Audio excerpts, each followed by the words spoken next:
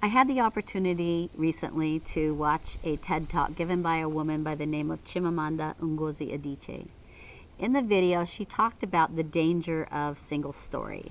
And specifically what she was referring to is our tendency to view other groups and cultures with whom we have very little to no experience through a really narrow lens.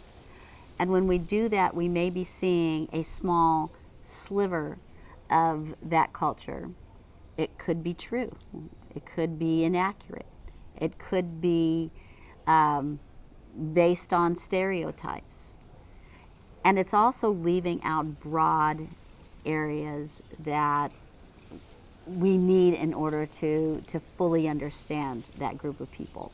So it could be omitting history, context, cultural elements like dance, music, art, food, religion, all of those different things, and as well as subgroups within that culture that are also important to understand. So we're making these generalizations without the full picture, and we're oftentimes basing it on stereotypes. And there is danger in that, especially for transformational leaders who are working with diverse groups of people. So a couple of things that stood out for me that I wanted to mention that she said. One was, show a people as one thing over and over again, and that is what they become. The other was, power is ability not just to tell the story of another person, but to make it the definitive story of a person. And I connected with those two statements. And it made me think about my own experience with single story. I live in the city of Los Angeles and have worked for the Los Angeles Unified School District as an educator for about 18 years. And over that time, I've had the opportunity to work with a lot of different groups of people. One group that I haven't had a lot of contact with is the Korean community. And so I thought about some assumptions that I had made about that community at one time and how those had colored my view of that group of people. So some things like all Koreans are smart.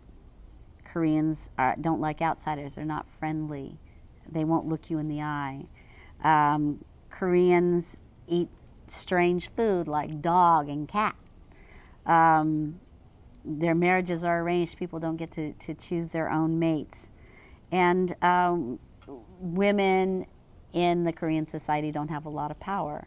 So those are all things that I had heard. They're all things that maybe I'd read or seen little snippets of, but it's not anything, those were not anything I had firsthand knowledge about. So several summers ago, I had the opportunity through a friend who happens to be Korean to become part of a program that was offered through USC. And it was a week-long program to understand and learn about Korean culture. So we spent the idea was to spend the week in Koreatown, experiencing different elements of that group. And so I decided to participate, and I'm telling you, it was such an eye-opening experience. The first thing we were exposed to was a book written by a woman who actually runs the program, and it's a book about her grandmother who grew up in North Korea and experienced extreme poverty and war and had family members just taken from her house to serve in the military, or because they were seen to be a threat to the government and they were executed. It talked about things she did to survive and the difficulties with that. Talked about the history between Korea and China and Japan and how the issues with the North and South, developed. And so it laid a great foundation for me in terms of understanding that culture. I enjoyed the food. It was very good. It was delicious. And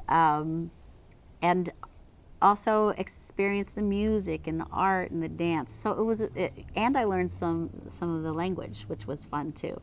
The biggest and most important part of this was, though, that I had the opportunity to ask some questions. So I asked about Koreans being smart, just genetically smart, and I found out that education has such a priority in Korea that the students are in school 12 to 13 hours a day, and if their parents can afford it, they go to school beyond that. So they work very hard at it, and it's expected that they're going to do well. In terms of them being friendly, it is considered to be disrespectful to look people in the eye. And there's also, an issue of understanding groups that are different from their own as well. So there's that going on. It's not that they're trying to be unfriendly. It's part of it is cultural in nature, and it comes from a different place. Just in terms of arranged marriages, yeah, sometimes they are, but in this day and age, most of the time they get to pick who they want to marry. So I say all that just to say that I had all of these ideas about this culture, but it wasn't based on firsthand knowledge, and it wasn't until I got to know these people intimately and to ask them questions and talk to them and interact with them that I had a better understanding. And I think that's key for all of us. We've got to take the time to understand each other. And when we do that, we'll realize that we have much more in common than we have different. And as leaders, it's something that will enrich our organizations and lessen fear and anxiety and conflict. And so I really learned a lot from this experience, and I'm grateful for the opportunity. Thank you.